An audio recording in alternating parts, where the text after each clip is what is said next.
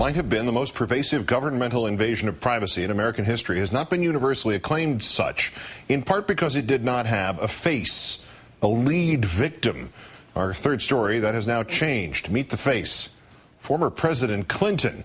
A former NSA analyst speaking anonymously in a series of interviews has described being trained in 2005 for a program in which the agency routinely examined large volumes of Americans' email messages without court warrants. This, according to the New York Times investigative piece, co-written by James Risen, who will join us in a second. The former analyst added that his instructors had warned against committing any abuses, telling his class that another analyst had been investigated because he had improperly accessed the personal email of former President Bill Clinton. And while that analyst's training obviously occurred during the Bush administration, two intelligence officials confirmed that the program is, or was at least earlier this year, still in operation. And closed-door hearings by 3 congressional panels are raising new concerns about the entire NSA surveillance program. From the chairman of the House Select Intelligence Oversight Panel, Congressman Rush Holt, quote, "Some actions are so flagrant they can't be accidental." Mr. Holt disputing claims by NSA officials that the overall collection was inadvertent.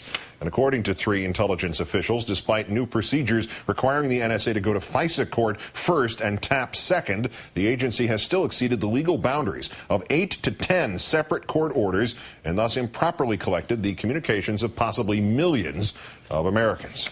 Joining us now, as promised, James Risen, who won the Pulitzer Prize for his investigative reporting on the Bush administration's domestic spying program. Thanks once again for your time tonight, sir.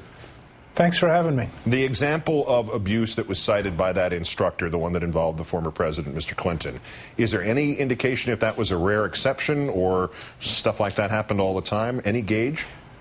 I think it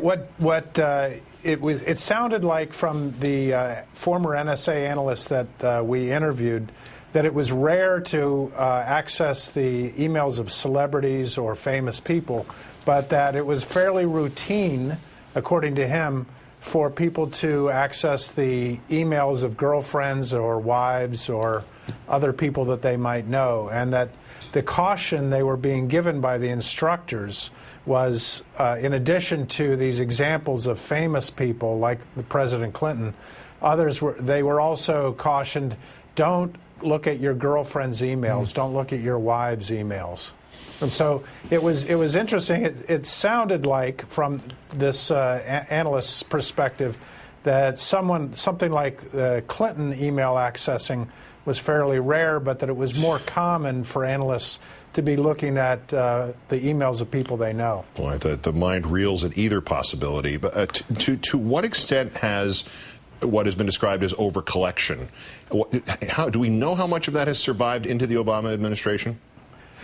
Well, what we do know is that between late 2008 and early 2009, for several months, this fairly large-scale overcollection continued. The Justice Department issued a statement in April saying that they had put a halt to it. But as you mentioned, Congressman Holt, who chairs a new Special Select Intelligence Committee, told us that he is not convinced that the NSA has actually handled this properly or has put an end to it. And he said that he believes that it's non-inadvertent, and that, as he said, this may be a flagrant problem that is continuing. Other people on the Hill seem to disagree with that, but there seems to be both a short-term problem with these incidents and also a larger issue of how much email collection is now legal under the new law. And to the point of taking it into the secret FISA court, you also wrote that instances of overcollection had been reported to that court, and an administration official said, quote, the court was not happy. Are there consequences to the court not being happy, or does nobody, again, as you just pointed out, know exactly what's legal and what's not, even in FISA court? That's a big problem, and in fact, as Congressman Holt told us, one of the things that he's afraid of is that so many of the policymakers, including in Capitol Hill and the courts, don't really understand the technology that the NSA is using, and that's a real problem. We're not sure what happened with the court. We do know that there was a serious issue that the NSA had to explain to the FISA court fairly recently.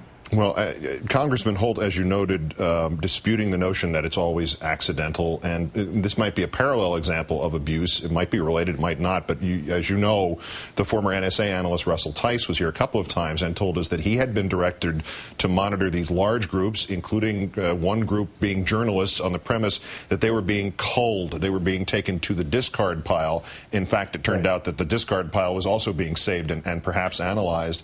Do the congressional oversight committees think that they're getting straight answers from the NSA when you could have something as easy as that shell game that Tice described?